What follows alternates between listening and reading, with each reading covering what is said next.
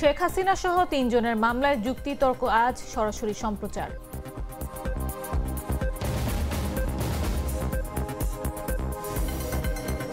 চট্টগ্রামে কনসার্টে জয় বাংলা স্লোগানের জেরে সংঘর্ষ, গুলিবিদ্ধ এক।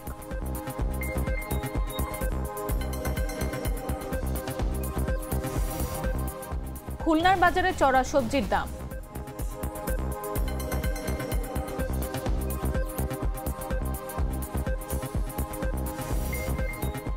পাকিস্তান আফগানিস্তান সীমান্তে যুদ্ধের দামামা, সংযমের আহ্বান প্রতিবেশীদের।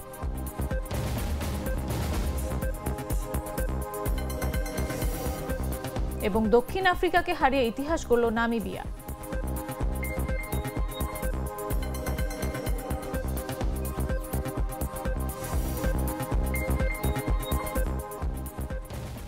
বেলা 11টা নিউজে সবাইকে আমন্ত্রণ। সাথে আছে আমি নাফিস আব্দুল্লাহ। সাধারণ খাবার এখন হবে অসাধারণ। প্রাণ স্বাদের মশলা, স্বাদ বাড়ায়, ঘ্রাণ ছড়ায়। 2024 সালের জুলাই আগস্টে বৈষম্য বিরোধী ছাত্র আন্দোলনে ছাত্র জনতাকে দমনের সময় সংগঠিত মানবতা বিরোধী অপরাধের অভিযোগে ক্ষমতাচ্যুত প্রধানমন্ত্রী শেখ হাসিনা সহ 3 জনের বিরুদ্ধে করা মামলায় যুক্তিতর্ক উপস্থাপন শুরু হবে আজ।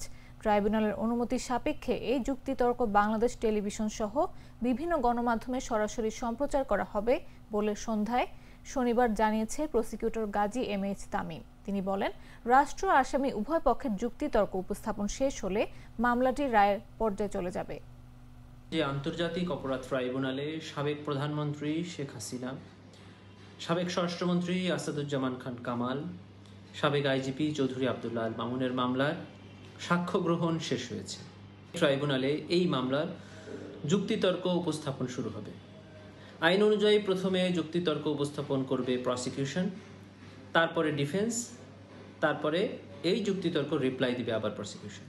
এটি হলো ট্রাইব্যুনালে একটি মামলার সর্বশেষ ধাপ। যুক্তিতর্ক উপস্থাপন শেষে মামলাটি রায়ের জন্য অপেক্ষমান রাখা হবে। প্রসিকিউশনের পক্ষ থেকে যুক্তিতর্ক উপস্থাপন ট্রাইব্যুনালের অনুমতি সাপেক্ষে সরাসরি সম্প্রচার করা হবে। জুলাই জাতীয় সনদ স্বাক্ষর অনুষ্ঠান আগামী 15 অক্টোবর বুধবারের পরিবর্তে 17 অক্টোবর শুক্রবার অনুষ্ঠিত হতে যাচ্ছে। জনসাধারণের অংশগ্রহণের সুবিধার্থে সাপ্তাহিক ছুটির দিনে এই অনুষ্ঠান আয়োজনের সিদ্ধান্ত নেওয়া হয়েছে। শনিবার রাষ্ট্রীয় অতিথি ভবন যমুনায় প্রধান উপদেষ্টা প্রফেসর ডক্টর মোহাম্মদ ইউনূসের সভাপতিত্বে অনুষ্ঠিত এক বৈঠকে এই সিদ্ধান্ত নিয়েছে জাতীয় ঐকমত্য কমিশন। শনিবার রাতে প্রধান উপদেষ্টার সহকারী প্রেস সচিব সুচিস্মিতা তিথি এ তথ্য জানান। বৈঠক শেষে কমিশনের সহসভাপতি অধ্যাপক ডক্টর আলী রিয়াজ জানান, জুলাই জাতীয় সনদ স্বাক্ষর অনুষ্ঠান একটি ঐতিহাসিক ঘটনা। আগ্রহী জনগণের অংশগ্রহণের সুবিধার্থে অনুষ্ঠানটি 17 অক্টোবর শুক্রবার বিকেলে জাতীয় সংসদ ভবনের দক্ষিণ প্লাজায় অনুষ্ঠিত হবে। যদিও এর আগে কমিশনের তরফ থেকে জানানো হয়েছিল যে 15 অক্টোবর বুধবার বিকেলে জুলাই সনদ স্বাক্ষরিত হবে। বৈঠকে সিদ্ধান্ত নেওয়া হয় যে জুলাই জাতীয় সনদ স্বাক্ষর অনুষ্ঠানে দেশের বিভিন্ন রাজনৈতিক দল ও জোটের প্রতিনিধিরা অংশ নেবেন। এছাড়া বিভিন্ন শ্রেণী ও পেশার প্রতিনিধিদের আমন্ত্রণ জানানো হবে। এতে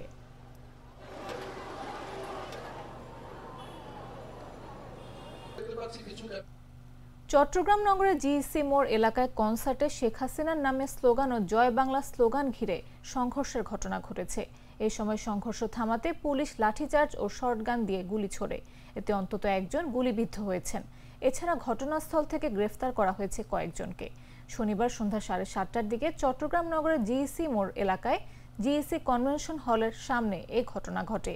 স্থানীয় এক সূত্র জানিয়েছে, কনসার্ট চলাকালীন ক্ষমতাচ্যুত প্রধানমন্ত্রী শেখ হাসিনার নামে স্লোগান দেয়ায় এই সংঘর্ষের সূত্রপাত হয়েছে। কনসার্ট চলাকালে একটি পক্ষ সেখানে জয় বাংলা স্লোগান দেয়। এ নিয়ে ছাত্রদলের নেতা কর্মীরা প্রতিবাদ করেন। এরপর দুপক্ষের মধ্যে তুমুল বাকবিতণ্ডা শুরু হয়। তবে পুলিশ বলছে স্লোগান দেওয়ার কোনো ঘটনা ঘটেনি। কনসার্টে যাওয়া উচ্ছৃঙ্খল কয়েকজন যুবক ভাঙচুর করায় পুলিশে অ্যাকশনে গেছে। গুলিবিদ্ধদের মধ্যে একজনের নাম মোহাম্মদ শরীফ। আহত বাকিদের নাম পরিচয় তাৎক্ষণিক জানা যায়নি। গ্লিটারের টুইন লেমন ও অ্যান্টিব্যাকটেরিয়াল ফর্মুলা বাসনকে চকচকে জীবাণুমুক্ত করে আমাদের দেয় গ্লিটার গ্যারান্টি। খুলনার বাজারে চড়া দামে বিক্রি হচ্ছে সবজি। মাছের দামও কমেনি। খুচরা ব্যবসায়ীদের দাবি, বৃষ্টি ও সরবরাহ না থাকায় সবজির দাম বেড়েছে। রোববার খুলনার নতুন বাজার, মিস্ত্রিপাড়া বাজার, জোড়াকল বাজার ও নিউ মার্কেট বাজার ঘুরে জানা যায়, সবজির বাজারে টমেটো 120, পটল 60, চায়না গাজর 140, গোল বেগুন 120 ও শসা 60 টাকা, ধুন্দল 60, শিম 120 থেকে 140 টাকা কেজি দরে বিক্রি হচ্ছে। কাঁচামরিচ 280 থেকে 320 টাকা কেজি দরে বিক্রি হচ্ছে। মাংসের বাজারে ব্রয়লার মুরগি 170 থেকে 180 টাকা কেজি দরে, সোনালী 270 থেকে 280 টাকা কেজি দরে ও লেয়ার 290 থেকে 300 টাকা কেজি দরে বিক্রি হচ্ছে। গরুর মাংস 750 টাকা কেজি দরে ও খাসির মাংস 1150 টাকা থেকে 1200 টাকা কেজি দরে বিক্রি হচ্ছে। সবজি বাজারে খুচরা ব্যবসায়ীরা বলছেন, ফের কয়েকদিন বৃষ্টি হওয়ায় সবজির দাম বেড়েছে।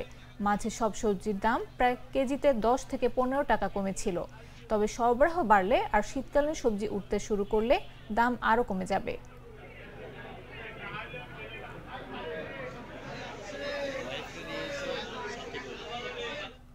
ফরিদপুরের নগরকান্দায় নেশার টাকা না পেয়ে নিজ বসতঘরে আগুন ধরিয়ে দেওয়ার অভিযোগে মোহাম্মদ রাজু ফকির নামের এক মাদকাসক্ত যুবককে 6 মাসের বিনাশ্রম কারাদণ্ড দিয়েছেন ভ্রাম্যমাণ আদালত। নগরকান্দা ফায়ার সার্ভিসের একটি ইউনিট এসে আগুন নিয়ন্ত্রণে আনে। পরে ভ্রাম্যমাণ আদালতের মাধ্যমে মাদকাসক্ত রাজু ফকিরকে 6 মাসের কারাদণ্ড দেওয়া হয়। ফরিদপুরের নগরকান্দায় নেশার টাকা না পেয়ে নিজের ঘরে আগুন দিয়েছেন রাজু ফকির। শনিবার সকালে উপজেলার শালিথা গ্রামে এই ঘটনা ঘটে। জানা গেছে, রাজু ফকির শালিথা গ্রামের আজগার ফকিরের ছেলে। আদালত ও এলাকাবাসী সূত্রে জানা গেছে, রাজু দীর্ঘদিন ধরে এলাকায় মাদকাসক্ত হিসেবে পরিচিত। পরিবার ও প্রতিবেশীরা একাধিকবার তাকে ভালো পথে ফিরিয়ে আনার চেষ্টা করেছেন, কিন্তু সফল হননি। তিনি প্রায়ই পরিবারের কাছে নেশার টাকা দাবি করতেন। শনিবার সকালে পরিবারের কাছে টাকা দাবি করেন রাজু। তবে পরিবারের সদস্যরা টাকা দিতে অস্বীকৃতি জানালে ক্ষিপ্ত হয়ে রাজু নিজ ঘরে আগুন ধরিয়ে দেন। এতে ঘরের আসবাবপত্র, মূল্যবান সামগ্রী পুড়ে যায়। পরে স্থানীয়রা দ্রুত এসে আগুন নিয়ন্ত্রণে আনার চেষ্টা করে এবং পরে ফায়ার সার্ভিস এসে আগুন নিভিয়ে ফেলে। খবর পেয়ে ঘটনাস্থলে উপস্থিত হন উপজেলা নির্বাহী কর্মকর্তা দবির উদ্দিন। তিনি তাৎক্ষণিকভাবে ভ্রাম্যমাণ আদালত পরিচালনা করে রাজু ফকিরকে দণ্ডবিধির আওতায় 6 মাসের কারাদণ্ড দেন।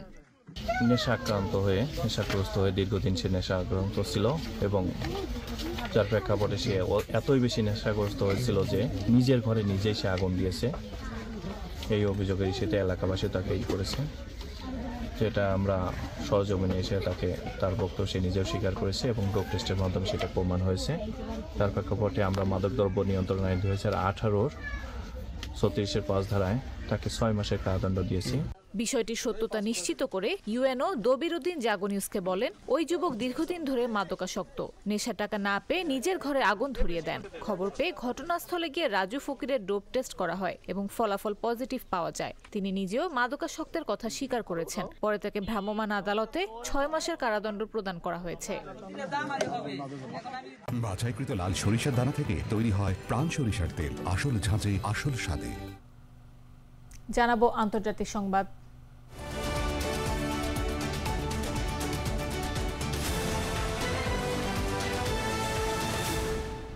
পাকিস্তান ও আফগানিস্তানের সেনাদের মধ্যে সীমান্তবর্তী এলাকায় ব্যাপক সংঘর্ষের ঘটনা ঘটেছে। শনিবার রাতে সীমান্তে পাক সেনাদের সাথে আফগানিস্তানের সীমান্তরক্ষীদের এই সংঘর্ষ চলে। এর আগে গত শুক্রবার রাতে আফগানিস্তানের রাজধানী কাবুলে বিমান হামলা ঘটে। সন্ত্রাসী সংগঠন টিটিপির প্রধান নেতাকে লক্ষ্য করে এই হামলা চালানো হয়। হামলার জন্য ইসলামাবাদকে দায়ী করে কাবুল। এরপর থেকে আফগানিস্তান ও পাকিস্তানের মধ্যকার উত্তেজনা বৃদ্ধি পায়। পাকিস্তান আফগানিস্তান সীমান্তে বাজছে যুদ্ধের দামামা। ভারী অস্ত্রশস্ত্র নিয়ে এক পক্ষ হামলে পড়ছে অন্য পক্ষের ওপর। চলছে গুলি, ছড়ছে প্রাণ। এ অবস্থায় উভয় পক্ষকে সংযম দেখানোর আহ্বান জানিয়েছে কাতার, ইরান, সৌদি আরবের মতো প্রতিবেশী দেশগুলো।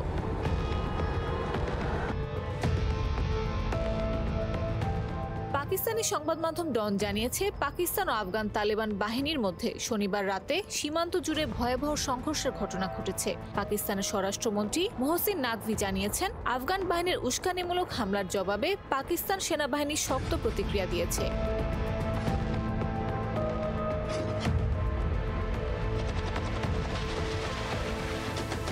বলেন, বেসামরিক জনগণের উপর আফগান বাহিনীর গুলিবর্ষণ আন্তর্জাতিক আইন লঙ্ঘন।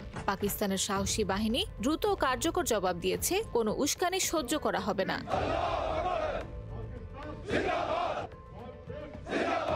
তিনি আরো বলেন, আমাদের সেনারা সতর্ক অবস্থানে আছে। আফগানিস্তানকে ইটের জবাবে পাথর দেয়া হচ্ছে। পাকিস্তানের জনগণ সেনাবাহিনীর পাশে আছে ইস্পাতের দেয়ালের মতো। আফগানিস্তানকেও ভারতের মতোই উপযুক্ত জবাব দেয়া হবে।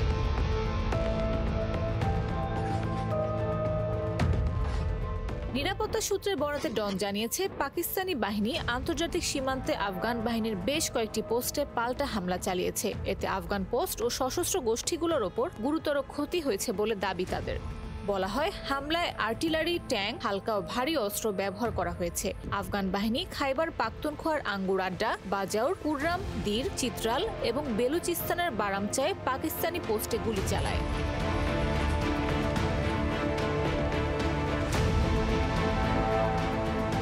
কাবুল কর্তৃপক্ষের অভিযোগ, পাকিস্তান গত সপ্তাহে আফগান রাজধানীতে বিমান হামলা চালায়। এর জবাবেই সীমান্তে লড়াই শুরু হয়েছে বলে দাবি তালেবান সীমান্ত বাহিনী।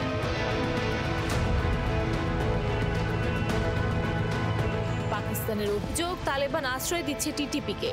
ইসলামাবাদ যদিও বিমান হামলার কথা অস্বীকার করেছে, তবে কাবুলকে সতর্ক করে বলেছে, তেহরিকি তালেবান পাকিস্তানকে নিজেদের মাটিতে আশ্রয় দেয়া বন্ধ করতে হবে। পাকিস্তানি নিরাপত্তা বাহিনী জানিয়েছে, একাধিক আফগান সেনা নিহত হয়েছে এবং তালেবান যোদ্ধারা পিছু হটতে বাধ্য হয়েছে।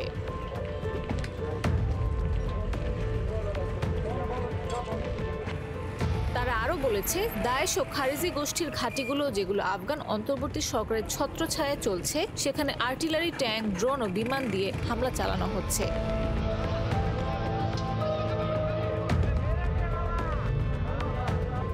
পাকিস্তান আফগানিস্তান সীমান্তে ক্রমবর্ধমান সংঘর্ষের প্রেক্ষাপটে ইরানের পররাষ্ট্রমন্ত্রী আব্বাস আরাকচি বলেন, দুই দেশকে সংযম দেখাতে হবে। আফগানিস্তান ও পাকিস্তানের স্থিতিশীলতা আঞ্চলিক স্থিতিশীলতার জন্য অপরিহার্য।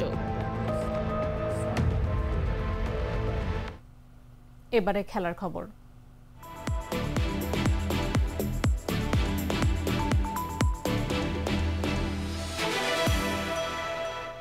টি-20 ক্রিকেটে এর আগেও নিজেদের উঠে আসার প্রমাণ দিয়েছিল আফ্রিকার দেশ নামিবিয়া। তবে এবার তারা যেটা ঘটালো তা রীতিমতো বিস্ময়কর। দক্ষিণ আফ্রিকার মতো শক্তিশালী দলকে হারিয়ে ক্রিকেট বিশ্বকে চমকে দিয়েছে নামিবিয়ানরা। দক্ষিণ আফ্রিকার বিপক্ষে এক ম্যাচে টি-20 সিরিজ ছিল নামিবিয়ার। নতুন প্রতিষ্ঠিত নামিবিয়া ক্রিকেট গ্রাউন্ডে প্রথম আন্তর্জাতিক ম্যাচে নেমেই ইতিহাস করল স্বাগতিকরা।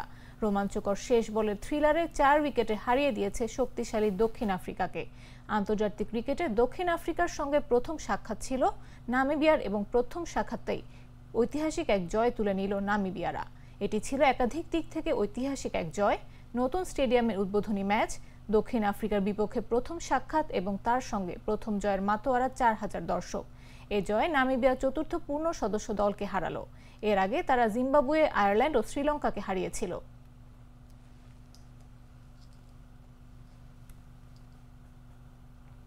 সংবাদ শেষ করার আগে শিরোনামগুলো জানিয়ে দিচ্ছি আরো একবার।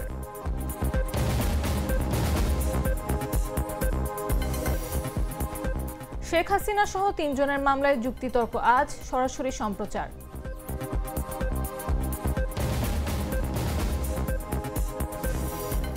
চট্টগ্রামে কনসার্টে জয় বাংলা স্লোগানের জেরে সংঘর্ষ, গুলিবিদ্ধ এক।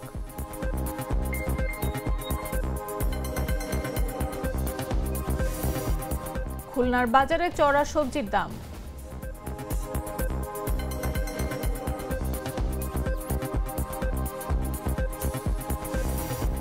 পাকিস্তান আফগানিস্তান সীমান্তে যুদ্ধের দামামা, সংযমের আহ্বান প্রতিবেশীদের।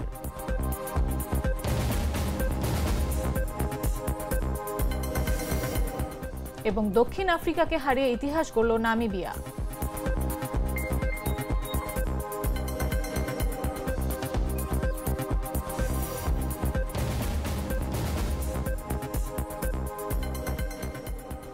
দর্শক, এই ছিল এখনকার মতো। প্রতি মুহূর্তে সর্বশেষ খবর পেতে ভিজিট করুন jagonews24.com, ফলো করুন আমাদের ভেরিফাইড ফেসবুক পেজ এবং সাবস্ক্রাইব করুন জাগো নিউজের ইউটিউব চ্যানেল। এতক্ষণ সাথে থাকার জন্য ধন্যবাদ সবাইকে।